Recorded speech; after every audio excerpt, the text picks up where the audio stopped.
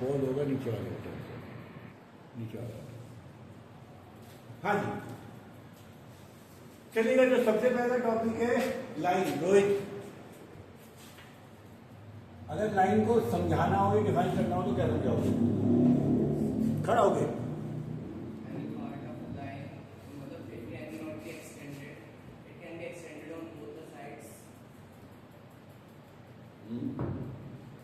Definition लिखनी हो line की, एक लाइन में तो क्या लिखोगे? और Manan, Dhruv, a line, line में लाइन।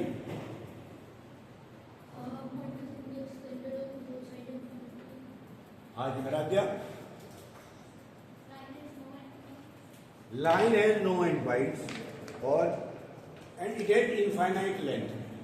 दो बेसिक की पॉइंट याद रखिएगा, इसका कोई भी एंड पॉइंट नहीं होता और इसकी इनफाइनाइट लेंथ होती है। जनरली हम इसको ऐसे दिखाएंगे, शॉर्ट में होता है। क्लियर है? मिटाऊंगा, एक बार दोबारा पूछ लो। प्रियांशु सामने दिमाग, चल तू खड़ा हो प्रियांशु, लाइन सेगमेंट के बारे में बता।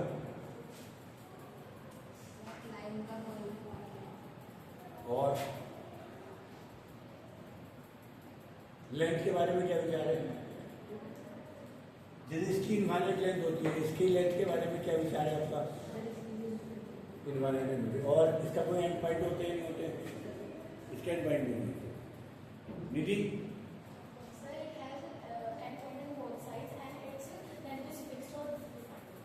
फाइनाइट। अरे तूने कहा लाइन का पार्ट, ये लाइन यहां से यहां तक है, इसका कोई हिस्सा छोटा हिस्सा कट कर देगा तो क्या बन जाएगा? Line segment. ध्यान रखिएगा, जिसके एंड पॉइंट फिक्स्ड हो, इसमें एंड पॉइंट फिक्स्ड होते हैं। यहां पे मैंने ए भी नहीं लिखा, इसके एंड पॉइंट फिक्स्ड हैं और इसकी लेंथ भी फाइनाइट है, यानी नापी जा सकती है। सही है?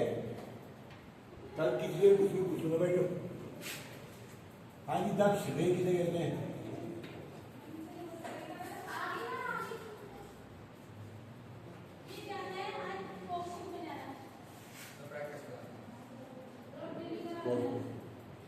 दक्ष,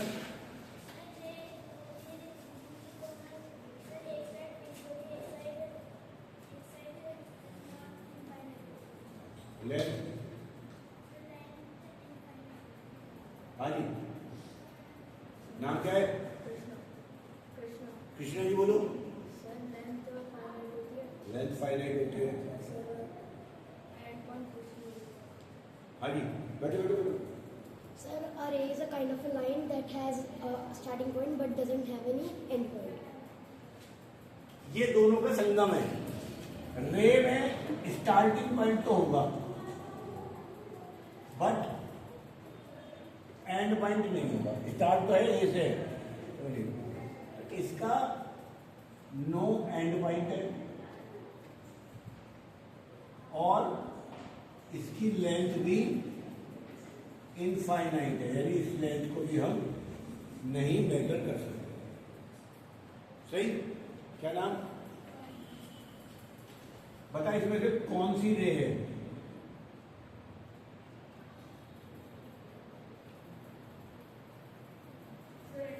अरे रुको यार, नाम का भी तो बना नहीं मुझे।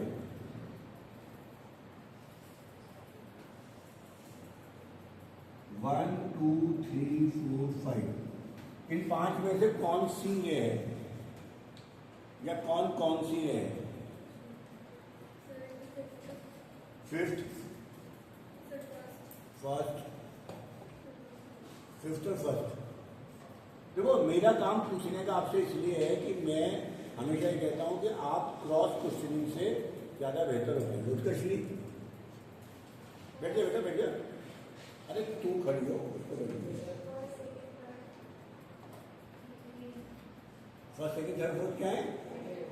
रे हैं। आज विशाल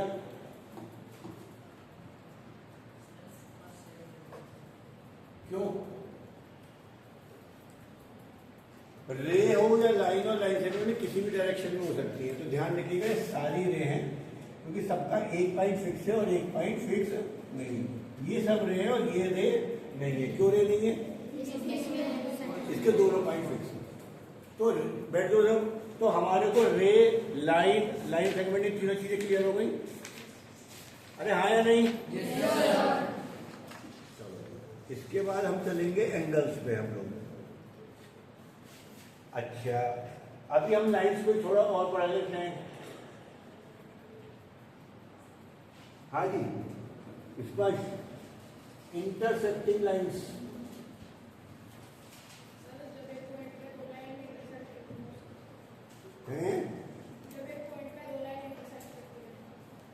इंटरसेक्टिंग लाइन्स वो होती हैं जो आपस में कट हो जाए। जैसे कि ये मैं 4 लाइन में कुछ बता रहा हूँ, मुझे बता कौन सी इंटरसेक्टिंग लाइन नहीं है।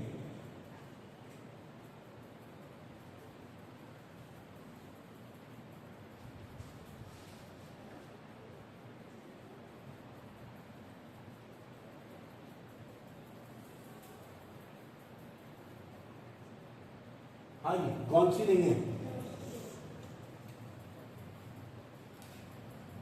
हाँ जी, क्या नाम है तेरा? हाँ, ये दोनों ये इंटरसेक्टिंग लाइन है, ये इंटरसेक्टिंग लाइन है, ये इंटरसेक्ट, क्योंकि कट कर गई, और ये दोनों इंटरसेक्टिंग लाइन नहीं है।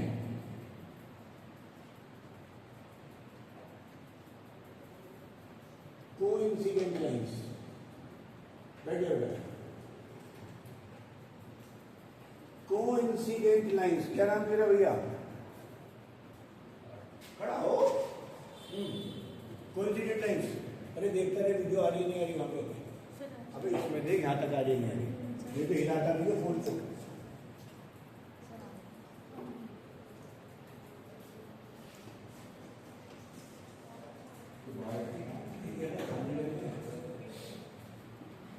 हाँ बोल, नहीं पता? चलो बैठो तो। हाँ जी, किसे बताए? बोलो, बताए? गर्ल्स में किसे बताए? ध्रुव का हाथ उठा था, बोलो ये ध्रुव को। हाँ,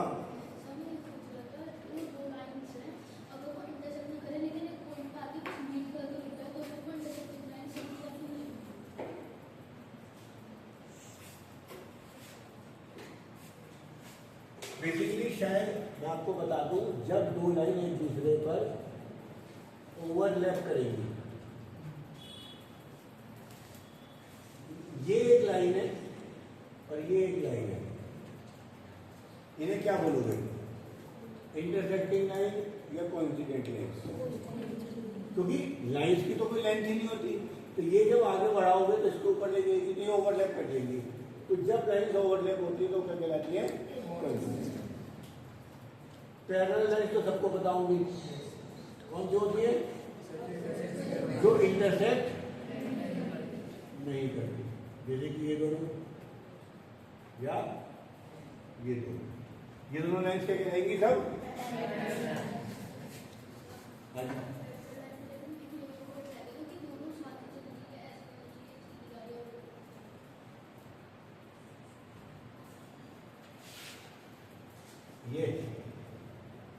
ये क्या है?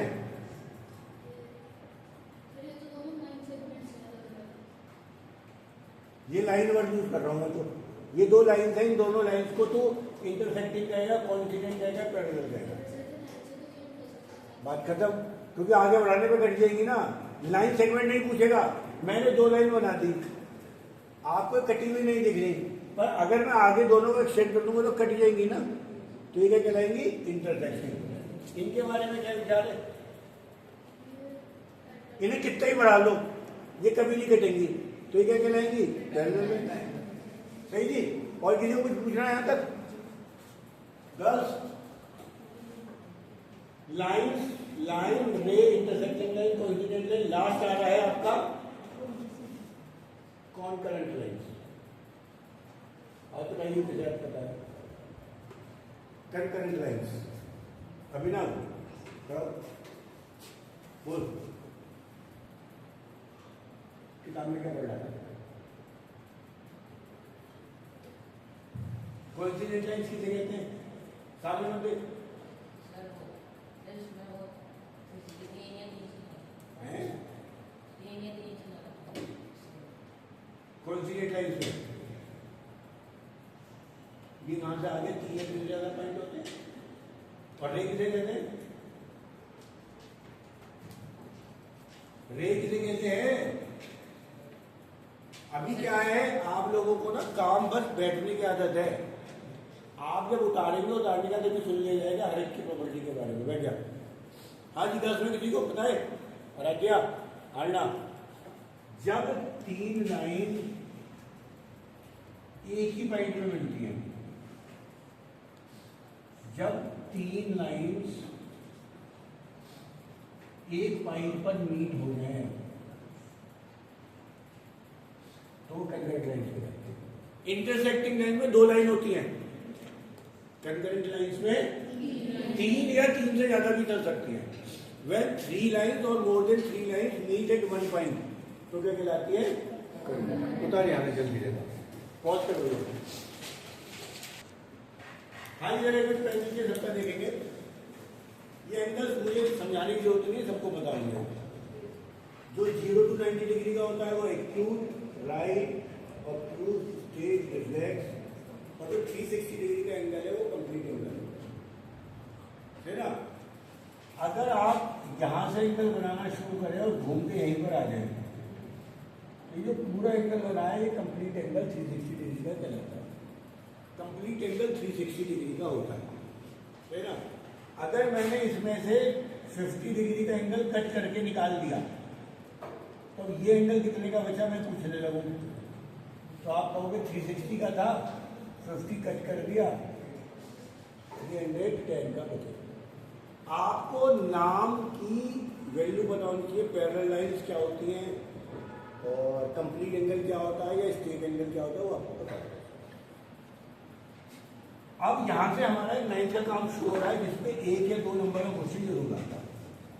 हाँ जी,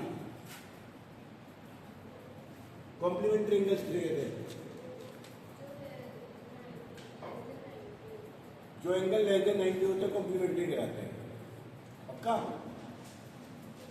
हाँ जी, ये उसको इसलिए के बराबर में नहीं बता, कोई बात नहीं। हाँ जी, अरे क्या नाम? बैठिए भैया, ये तो पता होनी चाहिए। ये तो 6, 7 के तो कॉम्प्लीमेंट्री सप्लीमेंट्री ये नहीं थे। चलिए बैठिए सब।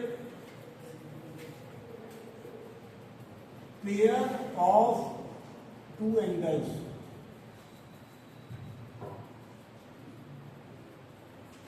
whose sum is 90 degree are called complementary। ऐसे 2 एंगल जिनका सम 90 हो, जैसे 60 और 30, 70 और 58 और 32, ऐसे 2 एंगल जिनका सम 90 डिग्री होता है उन्हें क्या कहते हैं? कॉम्प्लीमेंट्री। क्लियर? क्वेश्चन कैसा बनेगा? Find the complementary angle of 73 degree. Complementary angle बताना है। हाँ जी,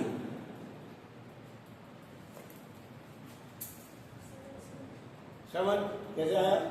कैसे आया? कॉम्प्लीमेंट्री एंगल उन्हें कहते हैं तो 73 प्लस दूसरा एंगल का सम 90 होना चाहिए। 73 को वहां ले जाओ, रफ काम में घटा के देख लेना क्या आ जाएगा। 70। बैठे बेटा, एग्जाम्पल 2, कॉम्प्लीमेंट्री बताना है 90 डिग्री का। भूमि खड़ी तो हो जा। हाँ, कैसे? जिसका भी कॉम्प्लीमेंट्री पूछ रहा है उसमें x जोड़ के 90 लिख दो, कितना आ जाएगा? सही। और सवाल एग्जाम में जो आएगा वही आएगा।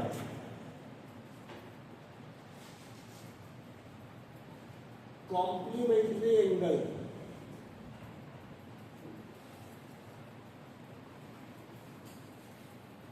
Of a given angle is it's 4 times. Complementary angle of a given angle is 4 times of given angle. Complementary angle is 4 times of its given angle. Angle बताना है उसका, इसलिए सवाल होता क्या लिखा है, पढ़ नाम सुनते ही खड़ी जाएगा, जोर से पढ़ क्या लिखा है।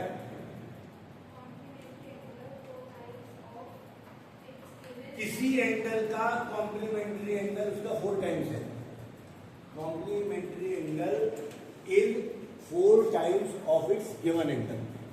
एक एंगल है, उसका कॉम्प्लीमेंट्री एंगल उसका 4 टाइम्स है। एंगल बताना है।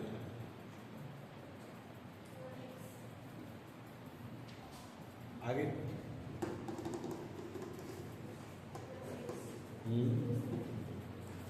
सिंपल सी बात है। अगर आपने एंगल को x माना है और वो कहता है कॉम्प्लीमेंट्री, तो सेकंड एंगल कितना दिया है उसने? 4 टाइम्स उसका। और जैसे कि आपने सही बताया है, दोनों एंगल्स का सम क्या होना चाहिए? 90 होना चाहिए। तो 5x कितना हो जाएगा? 90। x आ जाएगा 90/5। x की वैल्यू क्या आ जाएगी? 80। आपको इस तरीके का एक सवाल जरूर आएगा, 1 या 2 मार्क्स में। कॉम्प्लीमेंट्री एंगल बेसिक एंगल से 20 ज्यादा है, 3 टाइम्स है या हाफ है, तो एक इक्वेशन बनानी पड़ेगी। ये कॉमन सेंस से भी कर रहा हूं, पर मैं चाहूंगा आप इसकी इक्वेशन बनाना सीखें। उतारिए आगे करना, पॉज। ठीक है, नीचे difference of 2 complementary angle is 30 degree. सही। तो आप फर्स्ट एंगल मान लीजिएगा x, और 30 डिग्री का डिफरेंस है दूसरे में, तो दूसरा या तो x + 30 मान ले, या चाहे x - 30 मान ले, फर्क नहीं पड़ता, आंसर दोनों से सेम आएगा। मैंने कहा कि भैया रम्यक में इससे 10 रुपये ज्यादा है, तो अगर इसमें 20 है तो इसमें 30 होंगे, इसमें 10 है तो इसमें 20 होंगे। तो जब 30 का डिफरेंस दिया हुआ है, एक को x मान लो, एक को x + 30 मान लो, दोनों एंगल का सम कितना होगा? 90। क्यों? क्योंकि कॉम्प्लीमेंट्री। तो x + x + 30 बराबर 90, 2x बराबर 90 - 30, 2x बराबर 60, x बराबर 60/2। x कितना आ गया? 30। x की वैल्यू नहीं पूछी उसने, यहाँ पे तो छोड़ रहे हो, तो फर्स्ट एंगल x था 30, सेकेंड एंगल x + 30 था। तेरा तुक्के से आंसर आ गया। अगर यहाँ में 15 दे देना, तेरा ना आता फिर। तो ये आ गया। और अध्यक्ष क्या करेगी? Find 2 complementary angle if their ratio is 2:3। जब भी रेशियो दिया हुआ है तो फर्स्ट एंगल को मान लो 2x और सेकंड एंगल को मान लो, और फर्स्ट प्लस सेकंड क्या रखोगे? क्यों? क्योंकि कॉम्प्लीमेंट्री। बताओ खत्म, जल्दी। सप्लीमेंट्री एंगल यहाँ पे समझाएंगे, आपको बताओगे 2 एंगल जिनका सम 180 डिग्री होता है, क्या कहलाते हैं? जैसे कॉम्प्लीमेंट्री एंगल्स के ऊपर सवाल आया वैसे ही उन सवालों में दोनों का सम क्या रख दोगे? यहाँ 90 है, सप्लीमेंट्री में क्या रखोगे? सही है। ये आपका होमवर्क है, उतार दो जल्दी से, काम कर लो।